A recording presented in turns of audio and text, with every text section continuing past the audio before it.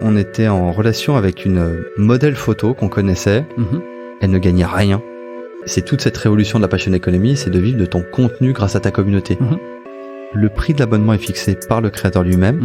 On a des ambassadeurs qui aujourd'hui génèrent plus de 30 000 € par mois. Il faut voir ce qui se passe sur Snapchat, sur TikTok, sur Instagram. On les appelle des influenceurs, ou certains préfèrent créateurs de contenu.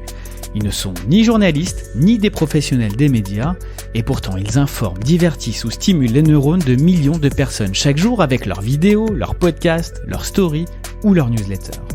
Je suis Christopher Simonelli, cofondateur du label de podcasteurs Orso Media. Et dans Follow Me, je reçois les acteurs de ce qu'on appelle la creator economy. Des individus qui se sont constitués médias et qui racontent à mon micro leur parcours, leur quotidien, leur méthode de travail pour mieux comprendre cette révolution et pourquoi pas vous aider à y prendre part. Bonjour à tous, bienvenue dans ce nouvel épisode de Follow Me. J'ai le plaisir d'accueillir aujourd'hui Pierre Garonner, cofondateur et CEO de la plateforme Mime. Salut Pierre. Salut Christopher. Bon, comment vas-tu ? Très bien, même si je mens parce que en ce moment je suis fatigué et que j'ai mal au dos. Mais ça va très bien. On est en début d'année, t'es déjà fatigué. Je suis quelqu'un en mousse. Ok, très bien. Bon Pierre, donc tu es le cofondateur de Mime qui signifie Me, You, More. Avant de parler de la plateforme Mime, de ce qu'elle fait, de ses fonctionnalités, ce qu'elle propose aux créateurs, j'aimerais bien qu'on revienne un peu sur ton parcours. Pierre, d'où tu viens, où est-ce que tu es né, à quelle heure, quel poids à la naissance, par exemple, tu as ce genre de détails très importants. Qui intéresse tout le monde. Qui intéresse absolument tout le monde. Non, mais l'idée c'est de connaître un peu ton parcours professionnel. Qu'est-ce qui t'a conduit jusqu'à cette idée de créer la plateforme Mime et jusqu'à la création, bien sûr. Alors, je suis stéphanois. Je suis né à Saint-Étienne, j'ai 37 ans, je suis papa de 2 petites filles, qui est mon job principal avant Mime. Moi, j'ai un parcours scolaire qui est pas extraordinaire. J'ai fait la fac de droit, ensuite j'ai fait un 3e cycle en école de commerce à Lyon, qui est très rapide. Et à l'issue de ce 3e cycle, j'ai voulu entreprendre, c'est ce qui m'avait motivé. Je m'étais jamais épanoui au travers des études. Et j'ai planté un premier projet. Qui était incubé à l'EM Lyon d'ailleurs pour la petite histoire et qui était un projet qui était un mix entre Too Good To Go et Zenly. Et là on était en quelle année ? Attends, j'ai un vrai problème avec les dates. C'était il y a 13 ans, quelque chose comme ça. Donc c'est un projet qui meurt dans l'œuf, c'est 2 ans de projet, c'est une application qui a été téléchargée 80 000 fois. Mais finalement, rien ne se passe. Il y a un modèle économique qui est absolument pas trouvé. Donc, qui permettait de faire quoi exactement ? C'était une appli qui permettait de géolocaliser tes amis en temps réel, tes amis Facebook. Donc, c'était avant le check-in de Facebook. C'était avant Foursquare. C'était avant tout ça. Ouais, c'est ce que j'avais en tête, Foursquare. Ouais, exactement. Et le modèle éco, c'était aussi de permettre aux commerçants locaux de faire des micro-promotions de courte durée de manière géolocalisée, avec une solution SMS Monitor qui permettait à un boulanger lambda d'envoyer depuis un téléphone big jetable sa promo par SMS. Pas de complexité de son côté. Et pour que les gens autour pouvaient découvrir ces promotions.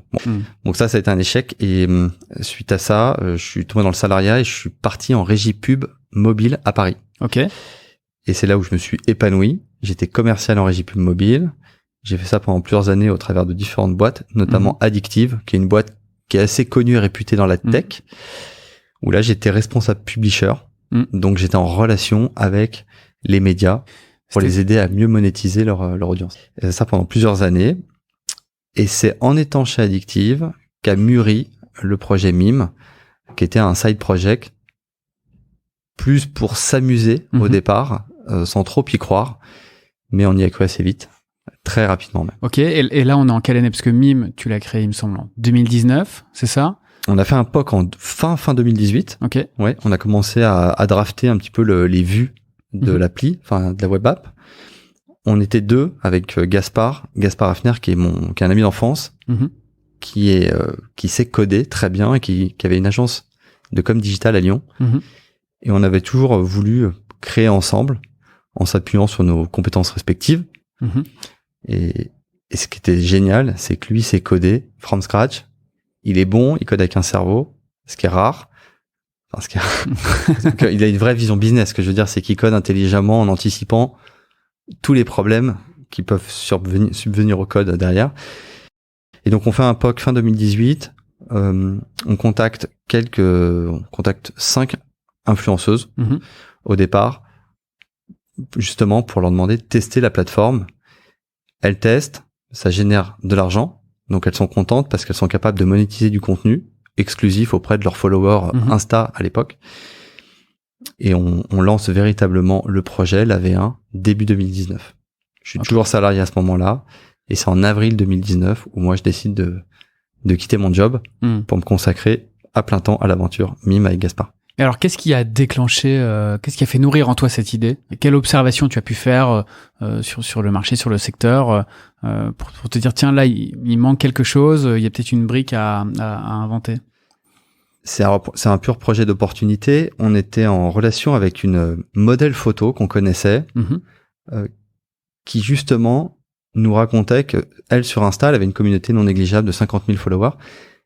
Elle ne gagnait rien dans sa communauté. Elle faisait des shootings photos. C'était son métier. Ça lui ramenait même pas de... Ces shootings, oui, mais non. Elle avait pas une éditoriale pour faire des placements produits, puis c'était pas ce qu'elle voulait faire.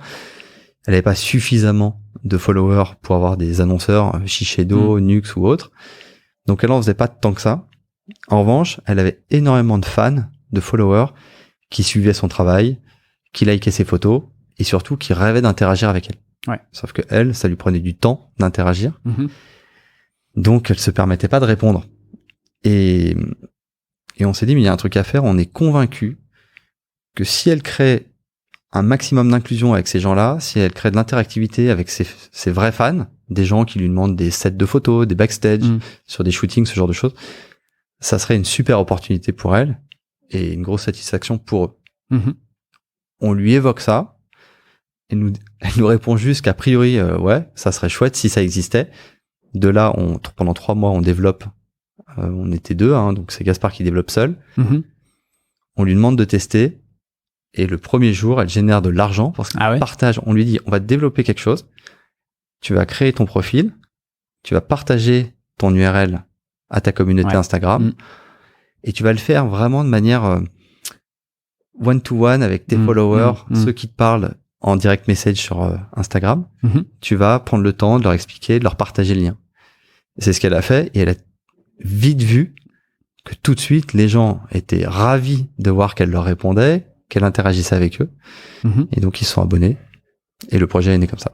Et donc, ouais, très cool. Donc, Day One, elle arrivait déjà à faire de l'argent. Donc là, ça valide un peu votre approche du marché, votre proposition de valeur, on va dire. Et juste pour bien comprendre, qu'est-ce qu'elle proposait à sa communauté? Donc, c'est un abonnement. Donc, sa communauté s'abonnait ou il y avait des paiements one shot, t'as les deux. Des photos, par exemple? En fait, t'es obligé dans un premier temps de passer le cap de l'abonnement. Donc, tu t'abonnes pas à Mime, tu t'abonnes au profil Mime de cet influx, de ce créateur. Donc, la personne s'abonne. Le prix de l'abonnement est fixé par le créateur lui-même. Donc, on est entre 12 € et 24 € TTC en moyenne. C'est le créateur qui choisit. C'est un abonnement libre, sans engagement. Et une fois que t'es abonné, ça te laisse la possibilité, de débloquer, tu unlock tout le profil. Donc, t'as accès à tous les médias que la personne a publiés, photos, vidéos. Demain, il y aura peut-être podcast, il y aura du live aussi qui arrive là. Et le fait de payer l'abonnement te donne accès au chat avec cette personne. Et ce chat permet, d'interagir, de chatter, mais surtout de demander des contenus plus personnalisés, personnifiés. Tu peux demander par exemple une petite dédicace, tu peux demander un conseil, tu peux demander ce que tu veux, et la personne te répond en te fixant un prix. Ou pas, elle peut très bien te répondre gratuitement. Et si tu lui demandes un média, par exemple, personnalisé, elle peut dire, oui, avec plaisir, 50 €. Libre à toi d'accepter l'offre ou pas. Et si tu l'acceptes, tu payes donc. Le créateur est alerté, le créateur livre le média dans le chat, et tout le monde est content. Ok. Et alors, comment on passe de ce POC concluant avec ce contact, cette influenceuse photographe à une plus grande échelle, notamment en termes de marketing? Il y avait 0 marketing. En fait, ce qui a aidé à scale up, c'est notre programme d'affiliation qu'on a mis en place dès le premier jour. Je pense que c'est quelque chose qu'on a le mieux réussi, c'était ça. mais on a beaucoup réfléchi. L'avantage, c'est qu'on n'est pas nombreux à devoir réfléchir. On était 2, donc ça va vite pour prendre des décisions. Décisions rapides, ouais. Gaspard connaissait bien l'affiliation. C'est des choses qu'il avait beaucoup testées dans sa jeunesse. Et puis, c'était du bon sens. Et le bon sens, c'était de se dire, on veut permettre aux créateurs de parrainer eux-mêmes d'autres créateurs. Pour que ça soit vraiment vertueux et que tout le monde ait envie de parrainer et d'inclure, d'onboarder tout le monde. Et c'est ce qui s'est passé. C'est que chaque créateur voyait bien que dans son espace personnel, il y avait un lien de parrainage qui suffisait de transmettre via les réseaux sociaux à d'autres influenceurs, d'autres créateurs, d'autres modèles, peu importe. Et c'est ça qui a fait que ça a marché, parce que la carotte, elle était énorme. C'était 10% des revenus du filleul. Ah ouais. 10%, c'est vraiment un montant qui est important, là. Tout de suite, c'est un chiffre rond. On a beaucoup réfléchi et on l'a fait même en 2 levels. Ok. C'est-à-dire que c'est pas Ponzi, on s'était juste à 2 niveaux. C'était qu'un créateur puisse recruter un créateur qui puisse recruter un créateur. En gros, pour faire simple, c'était ça. Il y avait un statut créateur, un statut ambassadeur. Et donc, un ambassadeur pouvait recruter d'autres ambassadeurs. Et un ambassadeur pouvait recruter des créateurs. Ok. Voilà. Et cette commission, cette rémunération d'affiliation de 10%, elle est à vie? Et la particularité, c'est qu'elle est à vie. Ok. Ouais. Ouais, c'est intéressant. Donc, ça peut représenter, enfin, pour ceux qui étaient là au tout début de l'aventure, ça peut vraiment représenter des sommes assez dingues, j'imagine.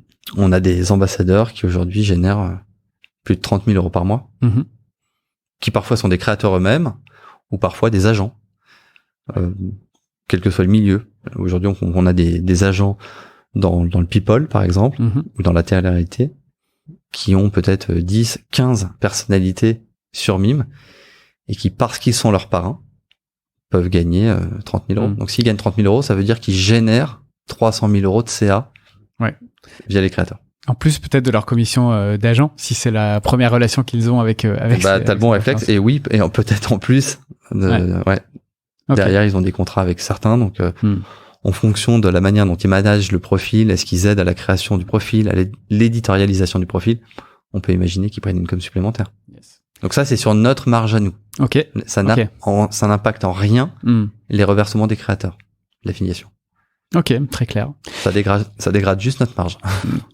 Et donc Pierre, c'est très clair. Ça me fait penser évidemment à une autre plateforme très connue, plutôt anglo-saxonne, OnlyFans pour la citer. Qu'est-ce qui peut différencier Mime d'un OnlyFans? Et deuxième question, de manière assez naturelle et logique, quand on pense à de la rétribution de créateurs de contenu, on pense aussi à des utilisations qui peuvent être faites dans auprès d'influenceurs ou de créateurs de contenu dans l'univers de l'érotisme, on va dire ça comme ça. Comment vous gérez ça? C'est quoi vos convictions, votre position par rapport à ces sujets? Alors, pour répondre à la première question, là, c'est la plateforme OnlyFans dont tu parles. Quand on a lancé Mime, on ne la connaît pas. Ok. On ne la connaissait pas. Et ce qui est même rigolo, c'est qu'on ne s'est jamais amusé à vouloir la connaître. C'est-à-dire qu'on a essayé de se connecter une fois à la plateforme pour comprendre, mais sans connaître les chiffres, parce qu'à l'époque, nous, quand on a lancé Mime, quelques mois après, on découvre OnlyFans qui existait bien avant nous. Gaspard et moi, on comprenait pas le fonctionnement. Alors, peut-être qu'on était un peu naïfs, mais c'était un peu compliqué. Bon, bref. Donc, on ne s'en inspire absolument pas. On ne connaît pas leurs chiffres. On ne sait pas ce qu'ils font. On ne sait pas qui est sur leur plateforme. Donc, du coup, nous, on a fait ce que nous, on savait faire et avec la vision qu'on avait. Nous, notre vision, c'était vraiment d'avoir une plateforme dédiée au départ aux influx. Puis après, aujourd'hui, les choses ont beaucoup évolué. Et pour répondre à ta deuxième question, concernant par exemple des profils plus sensibles ou qui sont plus tournés vers du contenu réservé à un public majeur, on peut presque considérer que ça a été une bonne chose dans le sens où ça nous a obligés très vite à devoir prendre des mesures et à devoir mettre en place des process qui sont clés aujourd'hui et qui ont fait qu'on a, je pense, bien fait les choses. Des exemples qui sont très concrets, qui illustrent ça, c'est que dès le premier jour, on a fait ce qu'on appelle un KYC de tous les créateurs. Know Your Customer, c'est-à-dire qu'on va certifier tous les créateurs. Et ça, on le fait de manière très rigoureuse. On va exiger un passeport, une pièce d'identité, un permis de conduire valable. On va leur demander de manière déclarative nom, prénom, date de naissance, qui vont être réconciliés avec les pièces d'identité. On va leur demander un compte bancaire, qui doit être leur compte bancaire et pas le compte bancaire d'une autre personne. Ça, c'est un point important. Ça permet d'éviter que des gens malveillants inscrivent pour leur compte d'autres créatrices ou d'autres créateurs. Vérification du numéro de portable et vérification du mail. Et vérification des photos de profil et des premières publications sur le profil. Ça, c'est déjà un point qui est clé. Ça fait du boulot. Qui a été mis en place dès le premier jour, qu'on a pu gérer au départ nous-mêmes. Et très vite, on s'est staffé, on a pris des équipes d'ops, justement, pour modérer ces contenus. Après, on a dû renforcer la sécurité au niveau des paiements. Pour ça, il a fallu s'entourer ce qu'on appelle de PSP. C'est des prestataires de solutions de paiement. Souvent, on connaît Stripe, on connaît PayPal. Les PSP, de manière plus globale, c'est vraiment des outils qui nous permettent justement de processer, d'encaisser du paiement avec des règles de sécurité plus ou moins abouties en fonction de la qualité des PSP. Si déjà ils sont par exemple européens ou américains. Pourquoi je dis ça? C'est que s'ils sont européens, ils se conforment à la réglementation bancaire européenne qui est la DSP2. Et la DSP2, de manière très concrète, c'est l'application du 3DS. Donc c'est les 3D Secure. Voilà, c'est le 3D Secure, c'est le fait d'avoir une authentification forte et qui garantit que le paiement, il est sécurisé et qu'il est opéré par le porteur de carte. Ça, typiquement, c'était quelque chose qui était clé parce qu'on a découvert, quand on a lancé Mime, cet univers de la fraude au paiement. Et on l'a très bien maîtrisé. Tellement bien qu'on avait des taux de fraude qui étaient presque étonnamment bas, même pour les PSP eux-mêmes. Parce qu'on avait en amont, on modérait, parce qu'on imposait la vérification du numéro de mobile aux fans. Donc c'était un peu notre 3DS à nous, qu'on faisait avant même le 3DS. Bref. Donc la sécurisation des paiements, ça c'est clé. Et puis enfin, la modération de tous les contenus et la vérification de l'âge des utilisateurs. Ça c'est quelque chose qu'on a mis en place début janvier. Et tout ça prend du temps. La tech, on claque pas des doigts et on n'est pas capable de mettre en prod quelque chose vite, même si c'est frustrant. Il faut vérifier avec quelle techno on travaille, vérifier que cette techno elle est viable, qu'elle soit fiable, que ça va durer dans le temps, parce que quand on met en prod une nouvelle techno, faut s'assurer que le prestat va pas nous lâcher. Et tu vois, typiquement, une techno qui s'appelle Yoti, qui est une techno londonienne, depuis janvier, qui nous permet de vérifier l'âge de tous les fans qui souhaitent s'abonner à un profil dont le contenu est classifié sensible. Voilà. Et ça, on a pris les devants, on l'a mis en place. Donc voilà, donc tout ça pour répondre à ta deuxième question qui était ce contenu-là, en fait, on l'a, je pense, très bien maîtrisé. C'est une verticale comme une autre. Tout ce qui est dans le cadre de la loi est toléré sur la plateforme. Et aujourd'hui, Mime vraiment s'adresse à tous les créateurs et c'est tout l'enjeu, en tout cas de cette année 2022, c'est d'adresser toutes les verticales possibles, que ce soit des artistes pour demain faire des lives sur Mime, pour qu'ils puissent vraiment convertir leur communauté gratuite en payante, et de réfléchir avec tous ces gens-là comment on peut les accompagner sur un outil CRM qui fonctionne bien, via du SMS, via du mail. Ça, j'évoque la partie CRM parce que c'est vraiment un point de distinction avec tous les networks classiques. Mais on pourra en reparler tout à l'heure si tu veux. Ouais, justement, c'est intéressant ce que tu dis. Et on a l'impression, donc, en tant que créateur, on bénéficie quand même d'un peu plus de latitude et d'un espace de liberté quand même un peu plus important que celui dont on peut disposer avec d'autres grandes plateformes, notamment américaines. Je pense à Instagram qui, à l'inverse, a décidé de plutôt tout verrouiller au maximum et jusqu'à ne pas tolérer même un bout de téton sur la plateforme, ce qui a généré pas mal de scandales, de certaines assos notamment. Donc ça fait partie aussi des choses que vous revendiquez, qui font partie de votre ADN, de dire voilà, nous on est là pour aussi vous garantir un espace dans lequel vous pouvez vous exprimer librement, mais c'est vrai tout en protégeant le public qui n'est pas censé être exposé à ce type de contenu. Je pense que tu peux faire les deux si tu le fais bien. C'est un sacré pari, je veux dire, parce que on peut se dire que tout censurer, ça peut être aussi une solution de facilité, même si c'est pas forcément facile. Mais justement, être sur ces deux créneaux, ça constitue un enjeu et un challenge assez important. C'est qu'on n'a pas le puritanisme américain. On dépend pas de fonds d'investissement à date, donc on a été complètement libre sur ce qu'on fait pas et comment on le fait. Et puis aussi, c'est aussi une façon de dire, faut arrêter l'hypocrisie. Aujourd'hui, on sait comment fonctionne Internet, on sait les contenus qu'on y retrouve, et notamment, mine de rien, sur ces plateformes américaines que tu évoquais, Donc ça serait complètement hypocrite. Oui, elle censure, et le problème c'est qu'en plus elle censure parfois de manière un petit peu discrétionnaire. Il y a des gens qui se font shadowban, qui se font fermer leur compte, à juste titre souvent, parfois non. Donc faut voir ce qui se passe sur Snapchat, sur TikTok, sur Instagram. Bon, et là l'idée c'est et malgré tout ça, on est sur des plateformes qui sont complètement désanonymisées. Oui. Enfin, qui sont anonymisées. Nous, notre but, c'est justement d'en faire une plateforme désanonymisée. Et ça, c'est vraiment un combat qui pour nous est clé. C'est que sur Mime, il n'y a pas de place pour les haters. Et surtout, chaque personne qui interagit sur la plateforme, en tout cas, chaque créateur qui publie, on doit savoir qui c'est. Okay. Nous, c'est notre parti pris. On l'assume. Donc, à partir du moment où on vérifie les contenus, qu'on garantit l'âge des utilisateurs, qu'il n'y a pas d'anonymat sur la plateforme, que les paiements sont sécurisés, et ce travail n'est pas fini, je pense qu'on répond à quand même beaucoup de problématiques qui aujourd'hui, malheureusement, on les retrouve sur d'autres réseaux sociaux qui revendiquent par exemple l'interdiction de certains contenus, mais au final on les retrouve pour autant. Donc non, je pense qu'il y a de la place, mais maintenant nous le but c'est vraiment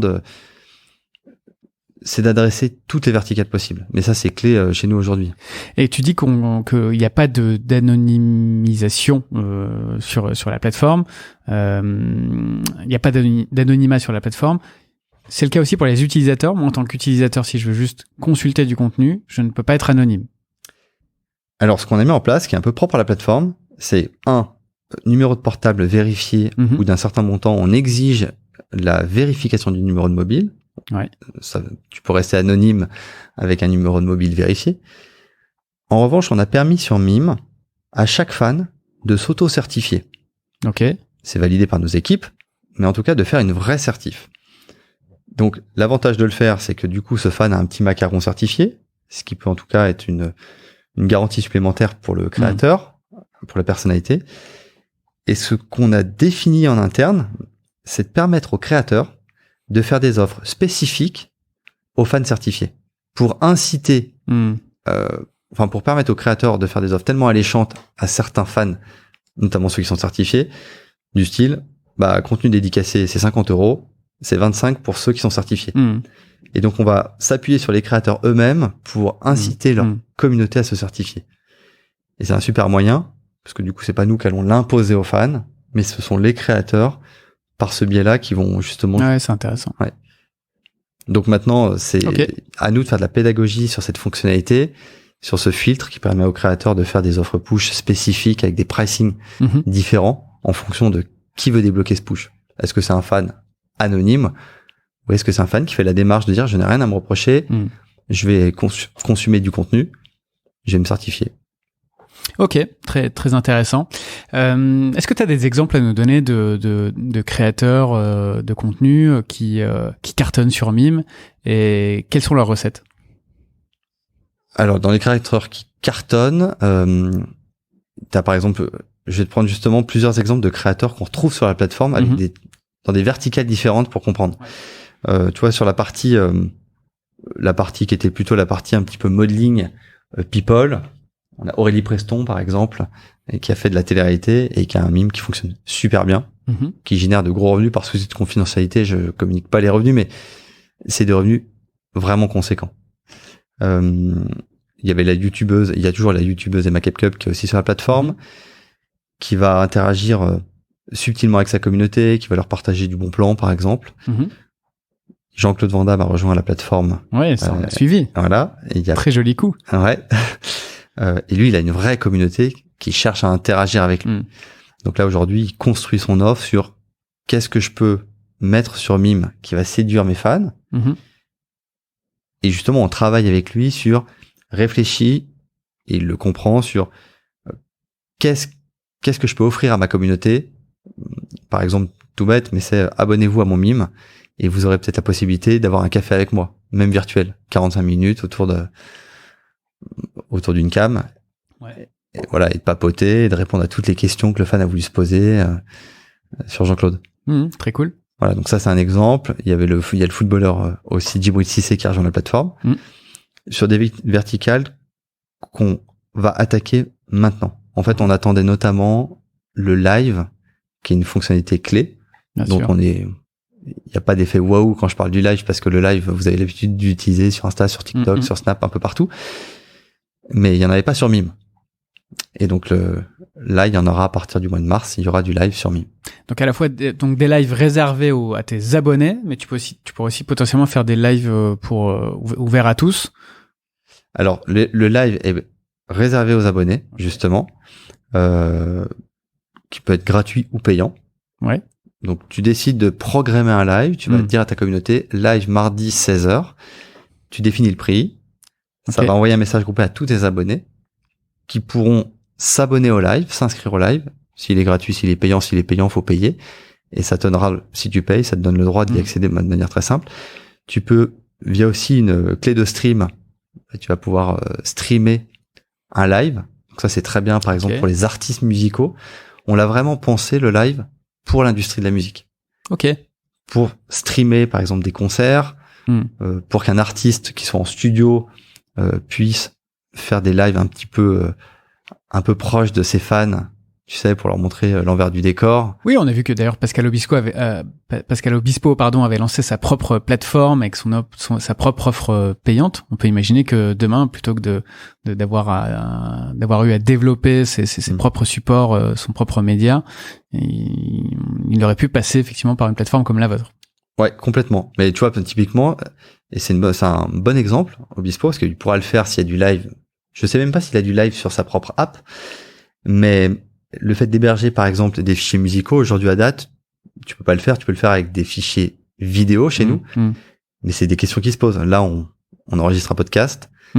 Demain, c'est une réflexion qu'on a en ce moment où je te parle, c'est de pouvoir uploader du MP3 sur Mime. Et ça serait cool de le faire, parce que je pense qu'il y a des gens qui ont du contenu audio à publier. Oui. En tout cas, pour le podcast, que propose déjà Apple Podcast, Spotify, via des offres premium, effectivement. Mais là, il y a pas d'équivalent de l'offre premium pour les artistes, ce que vous pourriez effectivement proposer. Oui, et même si on n'a pas vocation à permettre aux podcasteurs, si tu veux, de vendre ces podcasts ou de rendre l'accès, ça c'est une offre qu'il faut réfléchir, qu'il faut mûrir, parce que là, notre cœur de métier n'est pas là. Mais on a toujours cette notion CRM qui est clé. Tu peux très bien mettre en libre accès tes contenus sur Mime. Mais l'avantage, même si la personne ne s'abonne pas, si elle te suit sur Mime, elle rentre dans la base de données et on t'offre la possibilité de la contacter par du routage de mail. C'est ces fameuses offres push que tu peux générer en tant que créateur, sans limite quasiment. Et demain, tu pourras générer des push par SMS. Et ça sera unique, j'allais dire au monde, mais en tout cas, ça sera quelque chose de fort. C'est permettre à des créateurs, à des artistes, de router des centaines de milliers de SMS à leurs fans. Et t'as aucun réseau social qui te permet de le faire. Et ça, en tant que créateur, j'imagine que c'est des services que vous proposez de façon payante, que vous faites payer aux créateurs.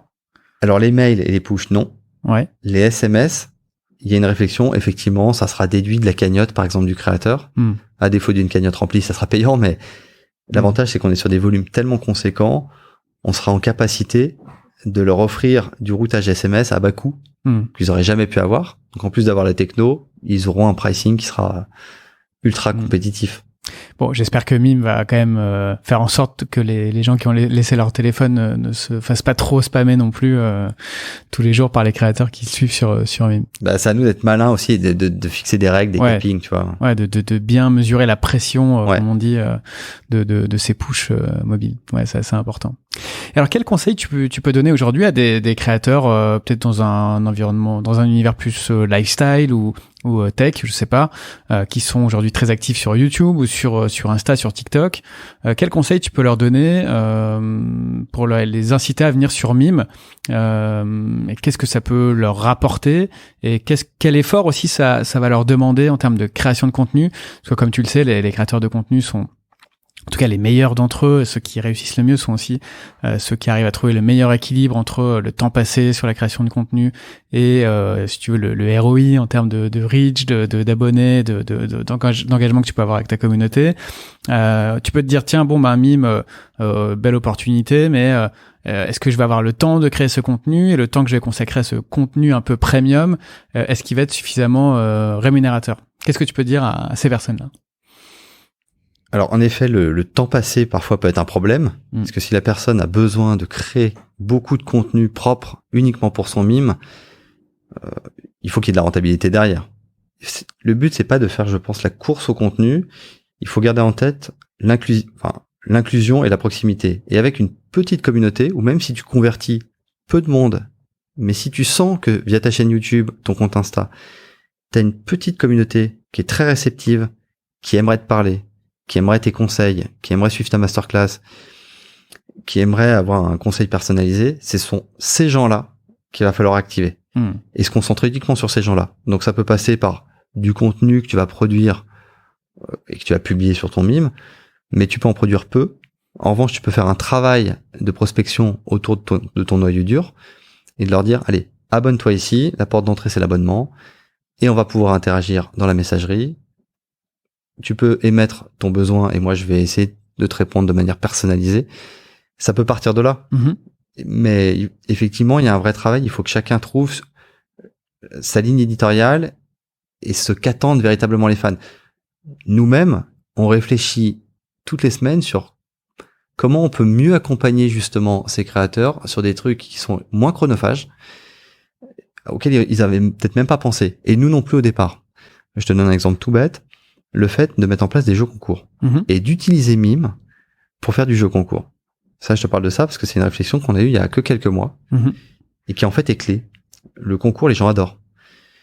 Donc, tu peux très bien dire, abonnez-vous à mon Mime. Vous recevrez mes bons plans, mes newsletters, du contenu exclusif. Vous pourrez chatter avec moi. Très bien, ça peut déjà faire le taf. Mais ça peut être, chaque semaine, 10 personnes, peut-être, pourront avoir, je sais pas moi, un café virtuel avec moi, 10 personnes pourront gagner tel ou tel reward, 10 personnes pourront gagner des places pour mon concert. Donc ça va t'inciter à t'abonner pour espérer peut-être gagner, remporter un lot, ce genre de choses. Donc ça, c'est des mécaniques qui se trouvent assez facilement, mais qu'on n'avait pas anticipé il y a 6 mois, par exemple. Et surtout, si tu peux promouvoir tes jeux concours via du push email ou SMS, c'est sûr que ça peut devenir quelque chose d'assez puissant. Et tu parles beaucoup des abonnements. Est-ce que ça c'est peut-être la discrétion des créateurs, mais est-ce que t'as une notion d'engagement aussi sur une durée, ou est-ce que tu peux t'abonner au mois le mois et résilier quand tu veux? Alors, t'as une lifetime value qui est de 3 mois, qui répond à peu près aux règles du web marketing. C'est notre travail aussi d'augmenter cette lifestyle.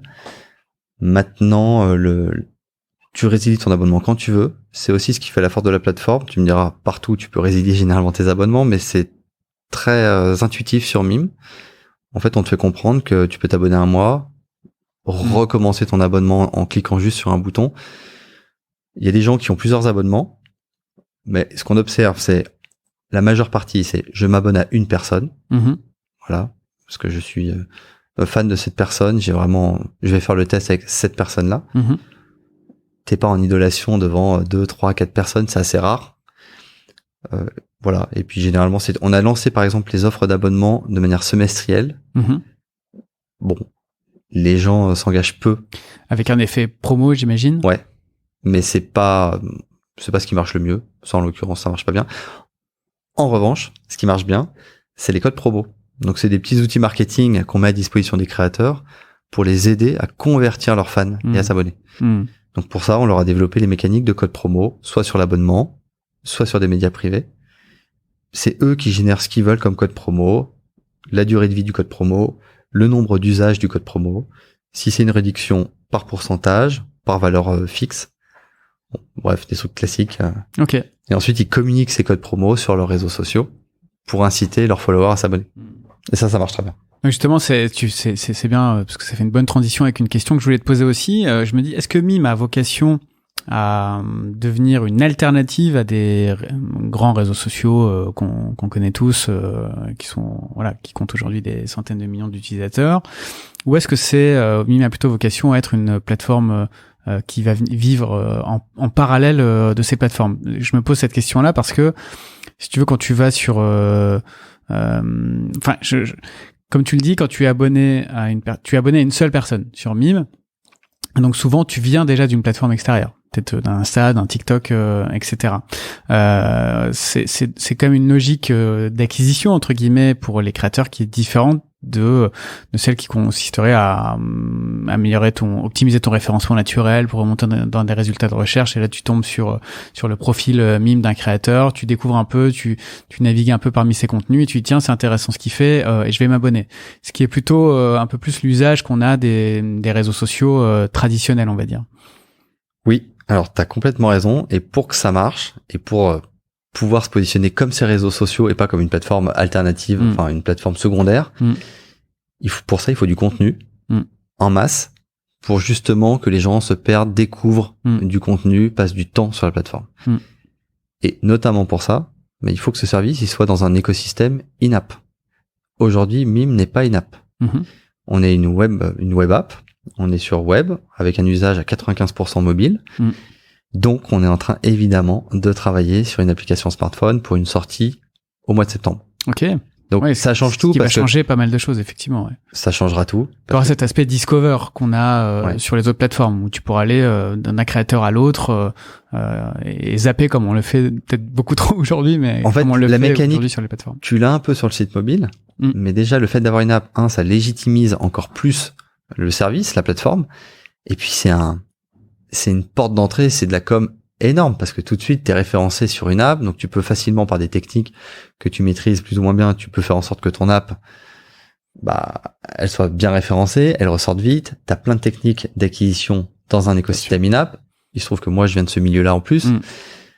Donc ça va être clé et d'ailleurs ça sera certainement un point ultra stratégique pour moi. T'as accès aux notifications, t'as accès à plein de choses qui changent tout en termes d'engagement. Ouais, exactement. Ouais, complètement.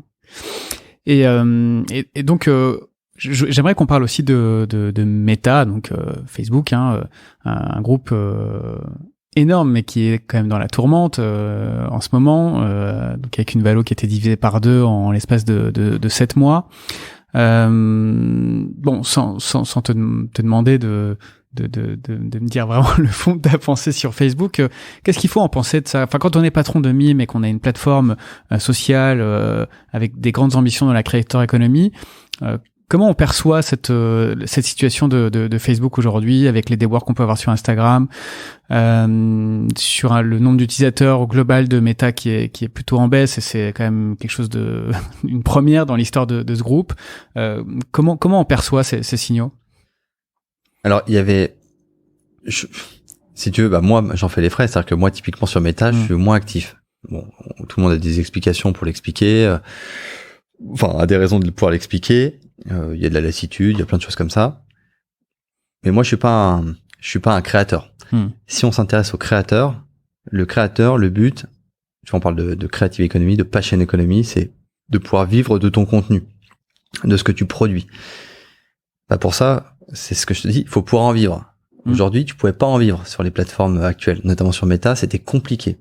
C'est pour ça que d'ailleurs Meta a recruté des milliers de personnes, a investi des centaines de millions d'euros pour la creative economy sur l'année 2021 et évidemment 2022 pour sponsoriser des créateurs, pour les faire revenir. C'est peut-être je sais pas si c'est un secret, mais apparemment ça je le sais. Donc ce qui a manqué, mais c'est pas une critique, c'est un simple constat, c'est que les créateurs n'ont peut-être pas pu aussi profiter de la monétisation suffisamment, de manière très transparente. Le modèle, il était basé uniquement sur la pub. Et c'est un modèle aujourd'hui, la pub, qui est un petit peu dépassé. C'est toute cette révolution de la passion economy, c'est de vivre de ton contenu grâce à ta communauté. Et on s'est rendu compte que ça marchait. Si tu fais l'effort de mettre un contenu, si tu as de la proximité, si tu as une relation beaucoup plus inclusive avec ta communauté, ça marche. Donc tu seras moins mass market, mais par contre ça convertit et tu as l'impression de faire de l'argent de manière assez saine. Donc Meta l'a compris, mais un peu tard. Mais ils ont aussi d'autres problématiques, d'autres sujets, tout aussi ambitieuses. On parle du métaverse, tu en parlais. Bien sûr.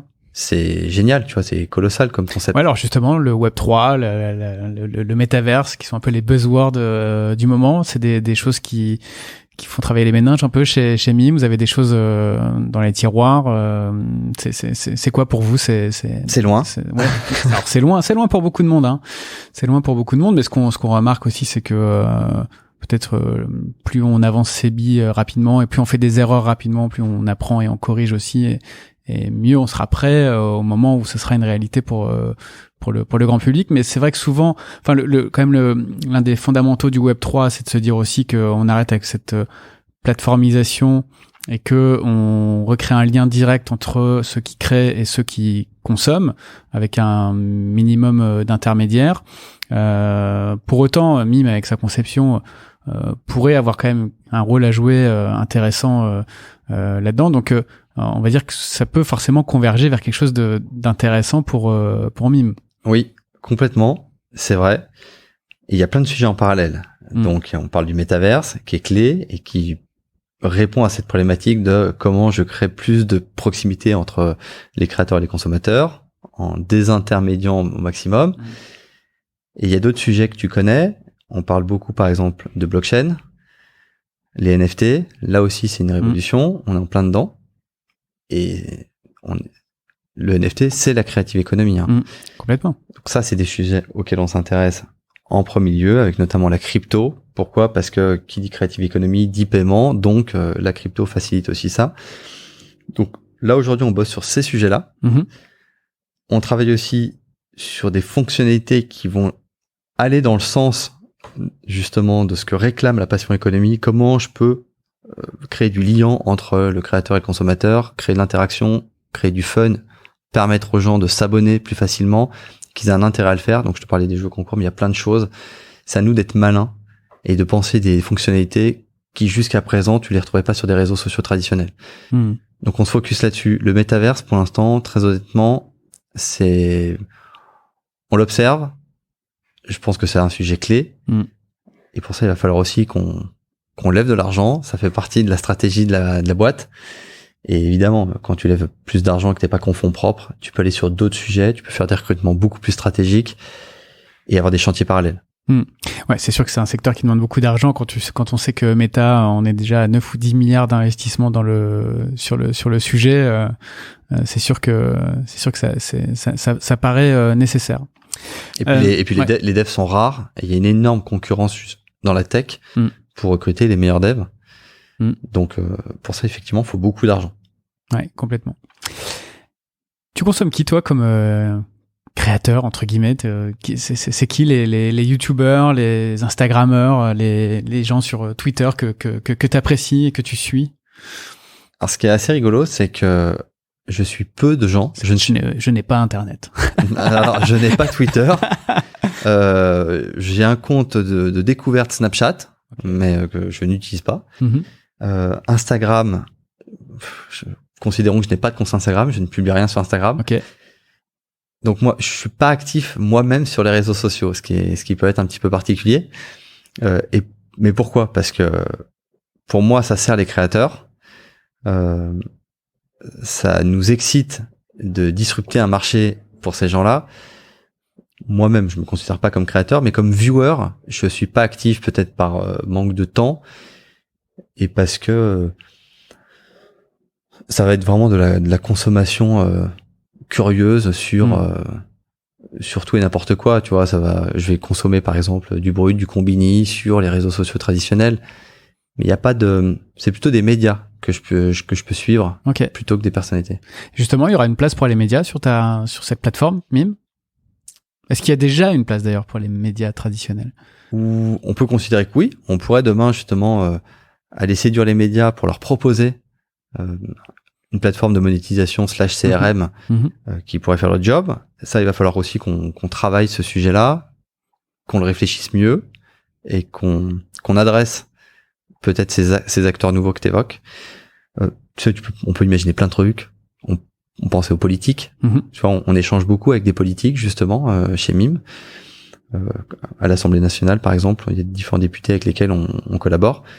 Et tu peux imaginer plein de trucs dingues. Tu peux imaginer que demain, des personnalités politiques qui souhaiteraient, par exemple, être président, puissent s'inscrire pour être plus proches de leurs sympathisants, plus proches de leurs cotisants, avoir un outil qui leur permette d'interagir plus facilement via les solutions push, demain avec le SMS. Bon, après c'est pas nos priorités, mais on y pense. Non, mais c'est pas du tout improbable, hein, quand tu sais que certains candidats sont aujourd'hui présents sur Tinder ou Grindr à des fins de communication politique. Ça, tu me l'apprends. Ah oui, tu l'as pas vu? Non. Il y a Yannick Jadot notamment qui a popé sur Tinder. Mais c'est son équipe de campagne qui l'a inscrit. Et bon, c'est malin. Ouais, perso, je trouve ça super malin. Évidemment, il s'est fait défoncer par pas mal de haters sur Twitter, mais je trouve ça assez intelligent pour aller chercher justement des gens que tu pourrais pas adresser autrement. Donc autant aller là où tes futurs électeurs potentiels sont. Ouais, je trouvais ça. Ouais, en fait, je trouve l'initiative canon. Ouais, je trouve qu'il a été plus malin que les autres. Il a juste menti sur son âge, 29. Il a mis 29, mais justement pour tomber dans des résultats de recherche et plutôt de jeunes électeurs. Mais donc il se met pas sur Glidden. Alors peut-être qu'il l'est aussi. Ouais. Peut-être qu'il l'est aussi. Je sais pas combien il y a d'utilisateurs sur Glidden, mais pourquoi pas. Juste peut-être pour conclure. Il y a un sujet qui me semble important quand même. Aujourd'hui, on parle des plateformes, de la data, de vie privée. Les data chez Mime, elles sont où? On sait que, encore une fois, pour revenir sur le groupe Facebook, c'est un sujet important qui est au cœur aussi voilà, de la situation actuelle du groupe. Mark Zuckerberg ayant même menacé, même si ça a été démenti, de quitter l'Europe, voilà, justement en raison de ces datas chez Mime. Comment ça se passe? Elles sont où ces datas? La partie data, c'est Amazon, en France, chez nous. Toutes les datas ne sont pas commercialisées. On est sur un modèle économique qui n'est pas basé sur la publicité. Donc ça, c'est vraiment puis moi j'en viens de la pub, et c'est une vraie promesse, c'est que la data soit protégée chez nous. Alors, j'allais dire, c'est pas une promesse en l'air, c'est qu'on n'a vraiment pas vocation à jouer avec cette data-là, parce que déjà, elle a de la valeur, on peut la comprendre. C'est quand même, on a un modèle économique, nous. Donc, sur cette data, on leur dit à tous les utilisateurs, qu'ils soient créateurs ou fans, qu'il n'y aura pas de pub sur la plateforme, que cette data ne va pas justement être basculée sur des outils de monétisation de données. Donc aujourd'hui, notre parti pris, il est assez clair là-dessus. Ok, très clair. Et juste pour finir, parce qu'on n'en a pas parlé, on aurait pu en parler au tout début de cet épisode, mais il y a combien d'utilisateurs, combien de créateurs aujourd'hui sur Mime? Et tu peux même nous parler de ton chiffre d'affaires, parce que j'ai vu qu'il était public. Donc oui. Vas-y. 8 millions d'utilisateurs, il y en a un peu plus.